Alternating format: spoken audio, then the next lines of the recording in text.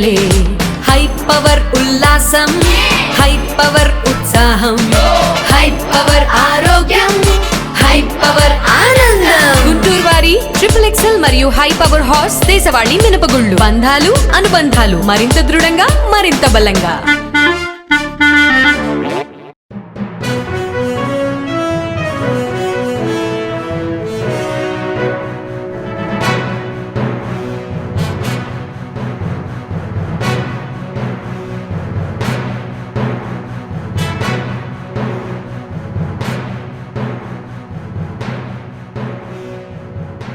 నమస్కారం. Next G news కి స్వాగతం. ఈనాటి వార్తా విశేషాలు. బర్డ్ ఫ్లూ వైరస్ తో పల్నాడు జిల్లా నర్సరావుపేటలో 2 ఏళ్ల చిన్నారి చనిపోయింది. గత నెలలో 4వ తేదీన జ్వరం, శ్వాస తీసుకోవడంలో ఇబ్బంది, విరోచనాలు, ఆహారం తినలేని పరిస్థితిలో చిన్నారి ఉంది. మంగళగిరిలోని ఎయిమ్స్ కి తీసుకుని వెళ్లారు. వైద్యులు చికిత్స అందించినా కూడా ఫలితం లేకపోవడంతో మార్చి 16న చిన్నారి మృతి చెందింది. చికిత్స అందించే సమయంలో మార్చి 7న పాప గొంతు, ముక్కు నుంచి తీసిన నమూనాలని పరీక్షించారు. ఇన్ఫ్లుయెంజా ఏ పాజిటివ్గా తేలింది. అనంతరం మరొక నమూనాను 15న ఢిల్లీలో పరీక్షించారు. నివేదిక అనుమానాస్పదంగా రావడంతో అప్రమత్తమైన ICMR మార్చి 24న స్వాబ్ నమూనాలని పూణేలోని నేషనల్ ఇన్స్టిట్యూట్ ఆఫ్ వైరాలజీకి పంపింది. అక్కడ HSN1 వైరస్గా నిర్ధారించారు. వైద్య ఆరోగ్య శాఖ అధికారులు తాజాగా చిన్నారి కుటుంబ సభ్యులను విచారించారు. పెంపుడు వీధి కుక్కలతో బాలిక తరచూ ఆడుకునేదని వారు చెప్పారు. చిన్నారిలో ఫిబ్రవరి 28న జ్వర లక్షణాలు కనిపించగా అంతకు 2 రోజుల ముందు పచ్చి కోడి మాంసం తిన్నట్లు తెలిపారు. పల్నాడు జిల్లాలో ఎక్కడ బర్డ్ ఫ్లూ వైరస్ వ్యాప్తి లేదని పశు సంవర్ధక శాఖ అధికారులు వివరించారు. చిన్నారి ఇంటి సమీపంలో వైద్య ఆరోగ్య శాఖ జ్వర సర్వే చేసి అనుమానిత లక్షణాలు ఉన్న వారెవరూ లేరని తేల్చింది. స్థానికంగా ఈ తరహా కేసులేమీ నమోదు కాలేదని ప్రభుత్వానికి నివేదించింది. చిన్నారి మృతి చెందిన తర్వాత ఇన్ని రోజులకి అధికారులు తమ ఇంటికి వచ్చి పరీక్షలు చేసే వరకు తమ చిన్నారి బర్డ్ ఫ్లూతో మరణించినట్లు తెలియదని బాలిక పెదనాన్న రాము తెలిపారు. లైఫ్ లైన్ హాస్పిటల్లో జాయిన్ చేశాము. ఫస్ట్ 1 డే పాపకి బాగానే ఉంది. 2వ రోజు కొంచెం పాప వీక్గా ఉండటం వల్ల మాకు ఈ హాస్పిటల్ నచ్చక విజయవాడ హాస్పిటల్లో జాయినింగ్ చేసిన తర్వాత పాప 4 రోజుల దాకా బాగానే ఉంది. 4 రోజుల తర్వాత పాప కొంచెం వీక్ అయిపోయి బ్రీతింగ్ తీసుకోకుండా ఐసీయూలో పెట్టాము. పాప తర్వాత ఒక 4 రోజుల తర్వాత చనిపోవడం జరిగింది. ఇప్పుడైతే కొంతమంది వైద్యులు మా ఇంటికి వచ్చేసి ఏదో వ్యాధితో మీ పాప చనిపోయిందని చెప్పేసి మాకు వైద్య పరీక్షలు నిర్వహించారు ఇంట్లో. అయితే ఇప్పుడు మేము ప్రస్తుతానికి ఇంట్లో సంపూర్ణ ఆరోగ్యంగానే ఉన్నాము. రిపోర్ట్స్ అన్ని కూడా నెగిటివ్గానే ఉన్నాయి. మాకైతే పాపకి ఏదో వైరస్ అని ఇప్పుడు చెప్తున్నారు. అప్పుడైతే మాకేం చెప్పలేదు. ఇదంతా జరిగిపోయి దగ్గర 15 రోజులు అవుతుంది. ఇప్పుడు పైన ఏదో మొత్తం ల్యాబ్కి పంపించాము. అవన్నీ కూడా పరీక్ష చేసిన తర్వాత ఇలా వైరస్ వచ్చిందని చెప్పేసి చెప్తున్నారు. మా ఇంట్లో అయితే మేము దగ్గర 2 నెలల నుంచి ఎటువంటి చికెన్ వాడట్లేదు. మరి ఇలా ఎందుకు జరిగిందనేది మాకైతే తెలియదు. వాస్తవం గతంలో ఒకవేళ ఏమైనా దానివల్ల ఎఫెక్ట్ అయిందేమో. ప్రస్తుతానికైతే ఏమీ లేదు. మేమైతే అందరం బాగానే ఉన్నాం ఇంట్లో. నర్సరావుపట్నం బాలానగర్ ఓటర్ లైన్లో చిన్నారి పెంట్యాల ఆరాధ్య అనే అమ్మాయి 15వ తేదీన చనిపోవడం జరిగింది. అమ్మాయికి అంతకుముందు 15 రోజుల నుంచి కూడా మరి జ్వరం, మరి రక్త విరేచనలు కావటం వల్ల అమ్మాయిని లోకల్ హాస్పిటల్ చేర్చడం జరిగింది. లోకల్ హాస్పిటల్ చేర్చినప్పుడు వాళ్ళు రక్త నమూనా పరీక్షిస్తే డెంగ్యూ పాజిటివ్ రావడం జరిగింది. దానివల్ల తల్లిదండ్రులు భయపడి విజయవాడ హాస్పిటల్ తీసుకెళ్లడం జరిగింది. దాదాపు 15 రోజులు అక్కడే ఉన్నారు. మరి వ్యాధి నిర్ధారించడానికి వాళ్ళు రక్త నమూనాలు సేకరించారు. అమ్మాయి 15వ తేదీన చనిపోయిన తర్వాత 2 రోజుల క్రితం మరి బర్డ్ ఫ్లూ పాజిటివ్ అని వారు నిర్ధారించడం జరిగింది. కుటుంబ సభ్యుల యొక్క రక్త నమూనాలు కూడా సేకరించడం జరిగింది. దీని మీద సమగ్ర విచారణ జరిపి రాబోయే కాలంలో బర్డ్ ఫ్లూ రాకుండా చేయడానికి ప్రభుత్వ అధికారులు సిద్ధంగా ఉన్నారు. అవినీతి నిరోధక శాఖ కార్యాలయానికి విజయ్ కుమార్ రెడ్డి ఏసీపీ విచారణకు హాజరైన INPR మాజీ కమిషనర్ విజయ్ కుమార్ రెడ్డి. ఏసీపీ నోటీసుల మేరకు విచారణకు హాజరైన విజయ్ కుమార్ రెడ్డి సాక్షి, ఇతర మీడియా సంస్థలకు నిబంధనలకు విరుద్ధంగా ప్రకటనలపై విచారణ. తన సంపాదనలో అధిక భాగం సామాజిక కార్యక్రమాలకే వెచ్చించిన మానవతామూర్తి దివంగత పారిశ్రామికవేత్త రతన్ టాటా తన 10,000 కోట్ల ఆస్తుల్లో సింహభాగం చారిటీ కోసమే కేటాయించారు. ఈ మేరకు 2022లోనే వీలునామా రాసిన ఆయన కుటుంబం, సన్నిహితులకు మెజారిటీ వాటాను కేటాయించినట్లు ఓ కథనం వెల్లడించింది.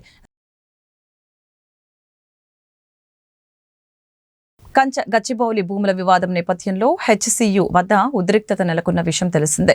ఆ భూములను పరిరక్షించాలంటూ పెద్ద ఎత్తున విద్యార్థులు ఆందోళనకి దిగారు. ఈ నేపథ్యంలో మంత్రులు స్పందించారు. HCUకి సంబంధించిన ఆస్తిలో 1 అంగుళం భూమిని కూడా రాష్ట్ర ప్రభుత్వం తీసుకోలేదని మంత్రులు స్పష్టం చేశారు. ఈ వివాదానికి కారణమైన భూములకి సంబంధించిన డ్రోన్ దృశ్యాలు తాజాగా విడుదలయ్యాయి.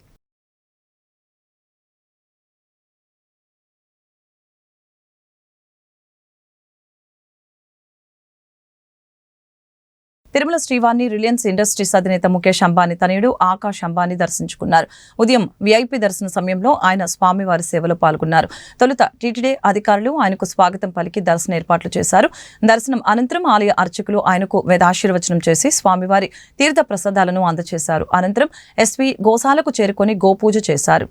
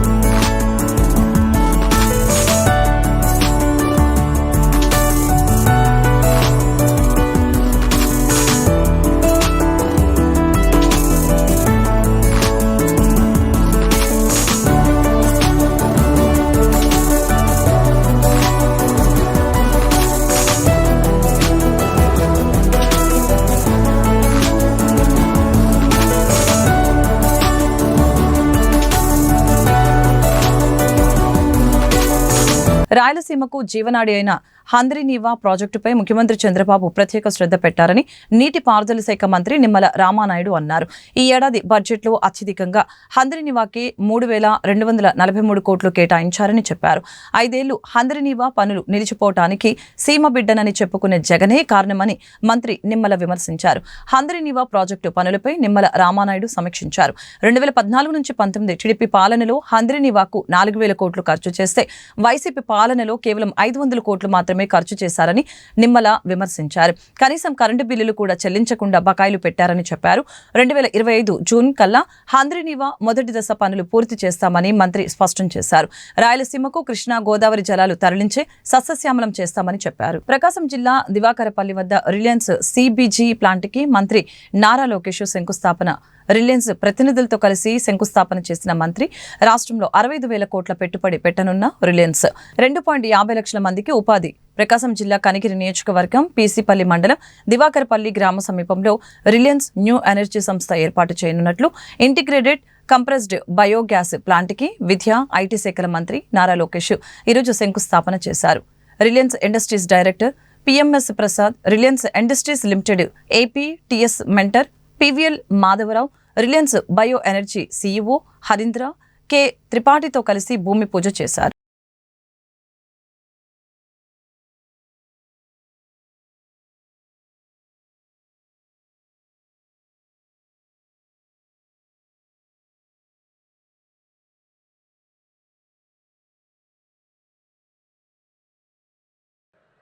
ఉమ్మడి ప్రకాశం జిల్లా అంటే నాకు మొదటి గుర్తు వచ్చేది పౌరుషం, ప్రేమ. ఇక్కడ ప్రజలకి పౌరుషం ఎక్కువ, ప్రేమ కూడా ఎక్కువ. ప్రకాశం జిల్లాకు టీడీపీ అన్నా, చంద్రబాబు నాయుడు గారన్నా పెద్ద ఎత్తున ప్రేమ ఉంది. 2019లో ఎదురుగాలి ఉన్నా మీరు 4 శాసనసభ్యుల్ని తెలుగుదేశం పార్టీలో గెలిపించారు. 2024 ఎన్నికల్లో 10 సీట్లు తెలుగుదేశం పార్టీని గెలిపించారు. యువగలం పాదయాత్ర చేసినప్పుడు ఇక్కడ ప్రజల కష్టాలు నేరుగా నేను చూశాను.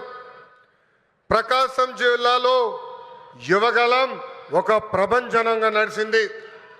వాస్తవంగా ఆంధ్ర రాష్ట్ర చరిత్రలో మార్పు మొదలైందంటే అది 2022లో ప్రకాశం జిల్లాలో జరిగిన తెలుగుదేశం పార్టీ మహానాడని సభాముగా తెలుపుతున్నా. నేను ఆ రోజే చెప్పా, మీరు నా పైన చూపించిన ప్రేమకు రెండింతలు తిరిగి నేను మీకోసం పని చేస్తానని నేను ఆ రోజే చెప్పా. ప్రకాశం జిల్లా నా గుండెల్లో పెట్టుకుని అభివృద్ధి చేస్తానని. 2014లో రాష్ట్ర విభజన జరిగింది. కట్టుబట్టలతో మెడబట్టి మన అందరినీ బయటికి గెంటేశారు. ఆ కట్టుబట్టలతో మన ప్రయాణం ప్రారంభించాం. ఆనాడు అందరి ఆమోద్యంతో అమరావతియే మన రాజధానిగా ప్రకటించుకున్నాం. ఒకే రాజధాని అభివృద్ధి వికేంద్రీకరణ నినాదంతో మన ప్రభుత్వం పనిచేసింది. అనంతపురానికి ఆటోమోటివ్ కంపెనీలు తీసుకొచ్చాం. చిత్తూరు కడప జిల్లాకి ఎలక్ట్రానిక్స్ కంపెనీలు తీసుకొచ్చాం. కర్నూలు జిల్లాకి విద్యుత్ సోలార్ కంపెనీలని తీసుకొచ్చాం. ఇంకో పక్కన ప్రకాశం జిల్లాకి అతి పెద్ద పేపర్ మిల్ తీసుకొస్తే గత ప్రభుత్వం ఆ కంపెనీని తరిమేసింది. అంతేకాదు ఉభయ గోదావరి జిల్లాలకి పెద్ద ఎత్తున ఆక్వా రంగాలను ప్రోత్సహించాం. ఇంకా ఉత్తరాంధ్రని విశాఖపట్నాన్ని ఏకంగా ఐటీ ఫార్మా హబ్గా కూడా మనం తయారు చేసుకున్నాం. ఇంకా 2019 నుంచి 24 వరకు ఏం జరిగిందో నాకన్నా మీకే బాగా తెలుసు. ఆంధ్ర రాష్ట్రంలో ఒక విధ్వంస పాలన నడిచింది. కొత్త కంపెనీలు తీసుకురాకపోగా ఉన్న కంపెనీల్ని పక్క రాష్ట్రానికి తరిమేసే పరిస్థితి. ఒక లూలు, అమర్ రాజా, హెచ్ఎస్బిసి లాంటి సంస్థల దగ్గర నుంచి చివరి జాకీ కంపెనీ దగ్గర నుంచి కూడా వాటాలు ఇవ్వలేదని వాళ్ళని తరిమేసే పరిస్థితి మనందరం చూసాం. నేను ఆ రోజు ముఖ్యమంత్రిగా ఉన్న పులివెందల ఎమ్మెల్యేకి ఛాలెంజ్ చేశా. మీరు తీసుకొచ్చిన ఒక్క కంపెనీ పేరు చెప్పమని. ఇప్పటికి కూడా అక్కడి నుంచి సౌండ్ రాలా.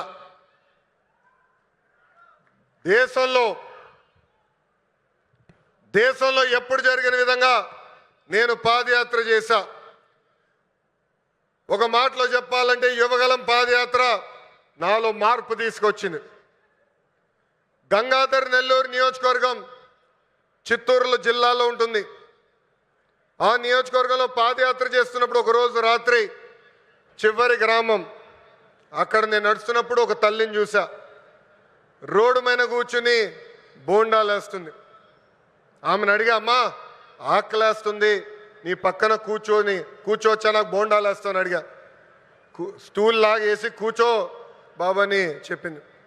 ఆమె మాట్లాడుతూ ఆమెను అడిగా, ప్రభుత్వం నుంచి మీరేం ఆశిస్తున్నారు? ఆమె అప్పుడు చెప్పింది,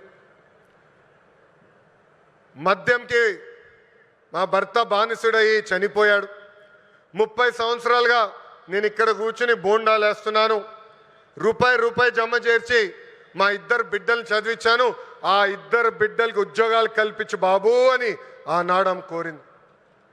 ఇప్పుడు కూడా బాగా గుర్తు ఆ కోరిక. ఆ సంఘటన తర్వాత మరుసటి రోజు గౌరవ ముఖ్యమంత్రి చంద్రబాబు నాయుడు గారికి నేను ఫోన్ చేసి, ఎట్టి పరిస్థితుల్లో మేనిఫెస్టోలో మనం ఒక మొదటి హామీ పెట్టాలి.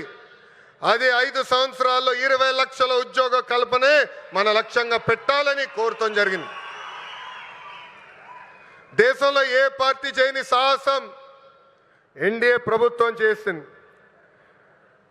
ఆ హామీ ఇచ్చే ముందర నేను అనేక మందితో మాట్లాడా. వాళ్ళందరూ అన్నారు, ఈ హామీ మీరు సాధించగలుగుతారా, చేయగలుగుతారా అని అడిగారు. కానీ వాళ్ళు ఒకటే చెప్పా, నా ధైర్యం ఒకటే, నా బ్రాండ్ ఒకటే. ఆ బ్రాండ్ పేరు 3 అక్షరాల CBN. మొన్న ఢిల్లీలో ఒక ఇంటర్వ్యూకి వెళ్ళా. అక్కడున్న విలేకరు నన్ను అడిగాడు, తెలంగాణకి హైదరాబాద్ ఉంది, తమిళనాడుకి చెన్నై ఉంది, కర్ణాటకకి బెంగళూరు ఉంది, ఆంధ్ర రాష్ట్రానికి ఏముందని అడిగారు.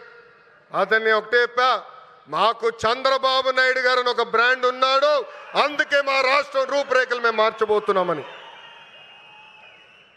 2024 ఎన్నికల్లో సైకో పాలకుకు బాయ్ చెప్పి సైకిల్, గ్లాస్, కమలం పాలన మనందరం కలిసికట్టుగా తీసుకొచ్చాం. గెలిచిన మొదటి రోజు నుంచి ఉద్యోగాల వేట మొదలు పెట్టాం. ఇప్పటి వరకు 8 లక్షల కోట్ల పెట్టుబడులకు తద్వారా 5 లక్షల మంది నిరుద్యోగ యువకులకు ఉద్యోగాలు కల్పించడానికి ఒప్పందాలు కుదుర్చుకున్నాం, పనులు ప్రారంభించాం. దాంట్లో భాగంగా ఈ రిలయన్స్ ఎనర్జీ ప్రాజెక్ట్ కానివ్వండి, ఎన్టీపీసీ కానివ్వండి, భారతదేశంలోనే అతిపెద్ద ఆర్సిలర్ మిత్తల్ స్టీల్ ప్లాంట్ కానివ్వండి, BPCL, Tata power, TCS, LG electronics లాంటి అనేక కంపెనీలు మన రాష్ట్రానికి రాబోతున్నాయి. కుటుంబంలో ఒక్కరికి ఉద్యోగాలు కల్పిస్తే ఆ కుటుంబం పరిస్థితి మారుతుందని బలంగా నమ్ముతుంది ఎన్డీఏ ప్రభుత్వం. National highways authority of India NHAI దేశవ్యాప్తంగా హైవే సెక్షన్లపై సగటున 4 నుంచి 5% వరకు టోల్ ఛార్జీలను పెంచింది. సవరించిన టోల్ ఛార్జీలు మంగళవారం నుంచి అమల్లోకి వచ్చినట్లు జాతీయ రహదారుల మంత్రిత్వ శాఖ సీనియర్ అధికారి తెలిపారు. ద్రవ్యోల్బణం మార్పులతో ముడిపడి ఉన్న రేట్లను సవరించి వార్షిక కసరత్తులో భాగంగా ఈ సవరణ జరిగినట్లు చెప్పారు. టోల్ ఛార్జీల పెంపుతో జాతీయ రహదారులు, ఎక్స్ప్రెస్ వేలపై రహదారి ప్రయాణికులకు వాహనదారులు ఎక్కువ చెల్లించాల్సి ఉంటుంది. NHAI అన్ని జాతీయ రహదారులు, ఎక్స్ప్రెస్ వేలకు వేర్వేరుగా టోల్ రేటు పెంచుతుంది. నేషనల్ హైవే నెట్వర్క్ లో దాదాపు 855 టోల్ వసూలు కేంద్రాలు ఉన్నాయి. వీటిపై జాతీయ రహదారులు రుసుము నిబంధనలు 2008 ప్రకారం రుసుము విధిస్తారు.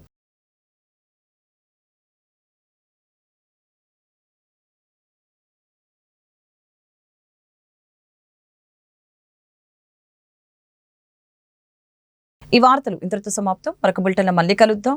నమస్కారం.